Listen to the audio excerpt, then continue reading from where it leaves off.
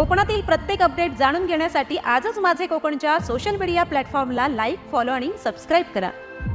Mahad MIDC मध्ये अनेक कंपन्यांचे केमिकल मिश्रित पाणी नाल्यांमध्ये सोडलेले पाहायला मिळते. महाड MIDCच्या हद्दीत स्वतःच्या उदरनिर्वाहासाठी शेळी मालक अर्जुन जाधव हे रोजच्या प्रमाणे आपल्या शेळ्यांना चरायला घेऊन गेले असता टेमघर नाल्यातील केमिकल मिश्रित पाणी शेळ्यांनी प्यायल्याने काही वेळातच 4 शेळ्या जागीच मृत्यू पावल्यात, तर 4 शेळ्यांची प्रकृती चिंताजनक असल्याने त्यांच्यावरती उपचार सुरू आहेत.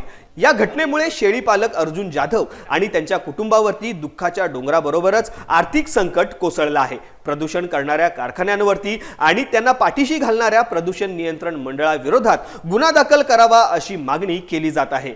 डोळे झाक करत असलेल्या महाड MIDC प्रदूषण मंडळाचे अधिकारी ज्या कंपनीने केमिकल मिश्रित पाणी नाल्यांमध्ये सोडले त्या कंपनीवरती कारवाई करतील का, हाच खरा प्रश्न सर्वसामान्य नागरिकांना पडला आहे.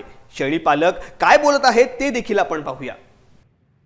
आलो बकऱ्या ते पुढे धावत आल्या, इथं पुलाजवळ खाली पाणी प्यायला गेल्या धावत. ते वर पिऊन वरती आल्याने ओरडायला लागल्या, बाबा बसायला लागल्या त्या. तसे मी एक दोघांना बोलावलं आणि घेऊन झाडाखाली गेलो.